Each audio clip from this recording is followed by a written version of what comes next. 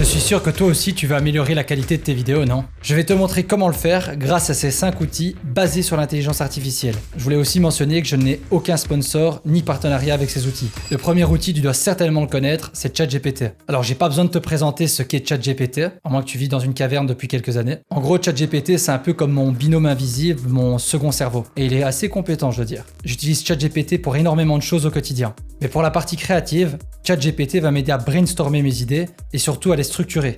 Je vais l'utiliser pour me challenger au niveau créatif. Par exemple, voici ce qui peut sortir si je lui demande de me challenger des idées sur des vidéos tuto d'After Effects et Premiere Pro. Tu vois qu'il y a énormément de choses. Maintenant, à moi d'aller checker chaque chose, voir ce qui est utile ou non, ou intéressant ou non, et après débattre avec lui. Par exemple, le match cut. Dans ce cas-ci, je lui explique que j'ai déjà fait un tuto sur le match cut sur mes réseaux sociaux avec un logo. Je lui suggère quelques idées ici pour en refaire un, avec des objets naturels ou bien des éléments de même forme. Mais qu'est-ce que je devrais apporter de plus pour en faire une vidéo YouTube de qualité? C'est assez intéressant les potentiels débats que tu peux avoir avec lui et les idées qui peuvent te germer grâce à ça. Je vais aussi l'utiliser pour m'aider dans mes scripts de mes vidéos, dans les titres YouTube et également parfois même générer des éléments de miniature. Il peut déjà me donner des titres possibles pour ma vidéo, des structures complètes et également ce que je pourrais apporter de plus que le tuto logo qui est plus axé sur le format des réseaux sociaux. Et là du coup, je lui demande quel type de miniature il verrait pour cette vidéo et s'il peut m'en générer un exemple pour m'en inspirer.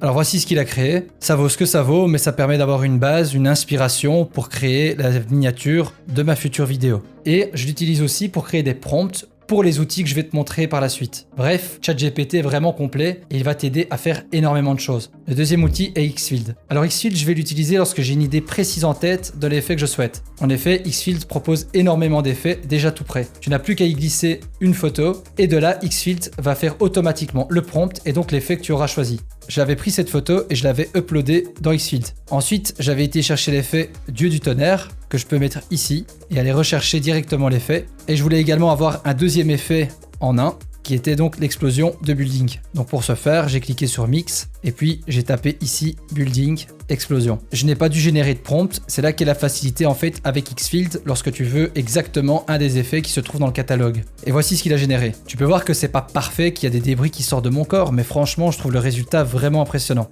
Maintenant, tu peux y indiquer tout de même un prompt afin d'ajouter des détails aux effets que Xfield te propose. Ensuite, dis-toi aussi que tu peux changer les paramètres afin d'avoir quelque chose de plus qualitatif ou de moins qualitatif. Au plus c'est qualitatif, forcément, au plus tu vas dépenser des crédits. Tu peux aussi l'utiliser pour générer des images, mais également pour générer de la voix. Moi, je vais vraiment l'utiliser au niveau vidéo lorsque je sais exactement ce que je veux. Le troisième outil est Runway. Alors Runway, je vais l'utiliser dans le même principe que Xfield, mais de manière un peu plus différente. Runway, je vais vraiment l'utiliser lorsque j'ai un besoin très détaillé ou bien très spécifique. Donc là, je vais pouvoir utiliser ChatGPT pour y faire des prompts vraiment sur mesure. Alors sur Runway, le principe est le même que sur Xfield. Tu uploads une photo et ensuite tu mets un prompt. Dans ce cas-ci, le prompt, c'est moi-même qui vais devoir le faire. Donc comme je te l'ai dit, je vais utiliser pour ça ChatGPT. Donc là, je viens de demander à ChatGPT de me créer le meilleur prompt pour Runway afin de devenir un dieu du tonnerre et que l'arrière-plan derrière moi explose. Donc d'essayer d'avoir un effet le plus proche possible de ce que j'ai eu avec Xfield. Et voici le prompt que ChatGPT a généré.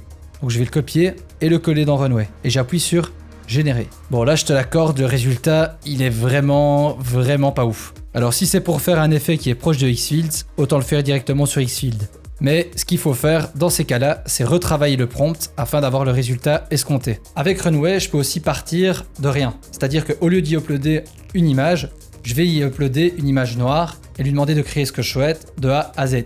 Par exemple là, je vais partir de 0 et je veux qu'il me génère des particules suite à une explosion en plein milieu de l'espace. Ce que je vais faire, c'est que je vais faire un screenshot de l'écran noir. Donc là, j'ai bien une photo noire qui est uploadée. Je vais partir du même principe et demander un prompt à ChatGPT. Donc là, on peut voir que l'effet est quand même pas mal. On peut en tirer quelque chose. Maintenant, encore une fois, il va falloir retravailler le prompt et en fonction du prompt, voir ce qu'on garde ou ce qu'on garde pas. Je vais donc l'utiliser lorsque je veux des effets beaucoup plus poussés que ceux proposés par Xfield. Le quatrième outil est Artlist. Alors, si tu regardes des vidéos YouTube sur des créateurs de contenu qui font de la vidéo, ce qui est apparemment le cas, Tu dois sûrement connaître Artist. Depuis peu, Artist propose aussi de générer des images et des vidéos. Mais moi, je vais l'utiliser pour la génération de voix. Et je le trouve vraiment excellent. Je vais donc l'utiliser lorsque je souhaite des voix off très spécifiques avec un timbre de voix particulier. Dans leur catalogue de voix, tu vois qu'il y a quand même pas mal de choix et tu peux aussi bien évidemment filtrer pour que ce soit plus simple pour toi. Tu peux choisir le genre, donc homme ou femme, et au niveau aussi du type de vidéo. Par exemple, une vidéo sur le bien-être et la santé. Tu vois qu'ici, tu as le choix entre 5 voix différentes. Par exemple, je peux sélectionner celle-ci